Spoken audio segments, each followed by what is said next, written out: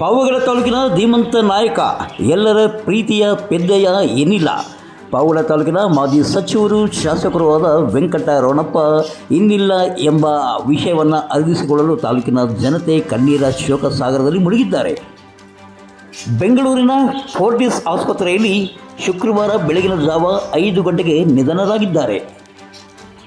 4 ಬಾರಿ ಶಾಸಕರಾಗಿ 2 ಬಾರಿ ಸಚಿವರಾಗಿ ಪಾವಗಡ ತಾಲೂಕನ್ನು ಇಡೀ ರಾಜ್ಯಕ್ಕೆ ಪರಿಚಯಿಸಿಕೊಟ್ಟ ಧೀಮಂತ ನಾಯಕ ವೆಂಕಟರಮಣಪ್ಪ 78 ವರ್ಷ ಪ್ರಾಯದ ಮಾಜಿ ಸಚಿವರಾದ ವೆಂಕಟರಮಣಪ್ಪ ನಿಧನರಾಗಿದ್ದು, ಈ ಹಿನ್ನೆಲೆಯಲ್ಲಿ ಪಾವಗಡ ಪಟ್ಟಣದ ಗುರುಭವನದ ಆಟದ ಮೈದಾನದಲ್ಲಿ ಸಾರ್ವಜನಿಕರ ಅಂತಿಮ ದರ್ಶನಕ್ಕಾಗಿ ಸಕಲ ಸಿದ್ಧತೆಗಳನ್ನು ಕೈಗೊಳ್ಳಲಾಗುತ್ತಿದೆ.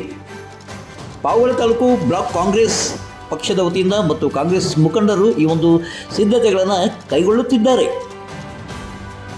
ಇಂದು ಮಧ್ಯಾಹ್ನ 12 ಗಂಟೆಗೆ ಬೆಂಗಳೂರಿನಿಂದ ವೆಂಕಟರಮಣಪ್ಪ ಅವರ ಪಾರ್ಥಿವ ಶರೀರವನ್ನು ಪಾವಗಡ ಪಟ್ಟಣದ ಗುರುಭವನ ಆಟದ ಮೈದಾನದಲ್ಲಿ ಇರಿಸಿ ಸಂಜೆ 4 ಗಂಟೆಯವರೆಗೂ ಸಾರ್ವಜನಿಕರ ದರ್ಶನಕ್ಕೆ ಅವಕಾಶ ಕಲ್ಪಿಸಿಕೊಡಲಾಗುತ್ತಿದೆ ಎಂದು ಕಾಂಗ್ರೆಸ್ ಮೂಲಗಳು ತಿಳಿಸಿವೆ. ಈ ಬಗ್ಗೆ ಪಾವಗಡ ತಾಲೂಕು ಬ್ಲಾಕ್ ಕಾಂಗ್ರೆಸ್ ಅಧ್ಯಕ್ಷರಾದಂಥ ಸುದೇಶ್ ಬಾಬು ಅವರು ಮಾಹಿತಿಯನ್ನು ಹಂಚಿಕೊಂಡಿದ್ದಾರೆ.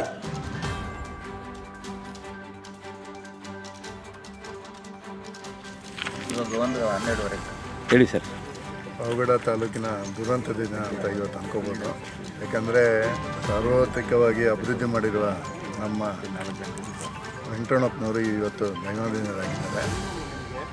ಈ ಅವರ ಪಾರ್ಥಿವ ಶರೀರವನ್ನು 12 ಗಂಟೆಗೆ ಪಾವಗಡ ಪೆನಗೊಂಡ ರಸ್ತೆಯಲ್ಲಿರುವ ಮಿಡ್ಲ್ ಸ್ಕೂಲ್ ಗುರುಭವನ್ ಪಕ್ಕದಲ್ಲಿರುವ ಫೀಲ್ಡ್ಗೆ ಬರುತ್ತೆ. ಇಲ್ಲಿ ಸಾರ್ವಜನಿಕ ಪ್ರದರ್ಶನಕ್ಕೆ ವ್ಯವಸ್ಥೆ ಮಾಡಿದ್ದೀವಿ.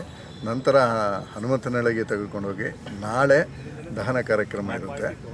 ಇದು ಬಹಳ ಶೋಕವಾದ ಸಂದರ್ಭ.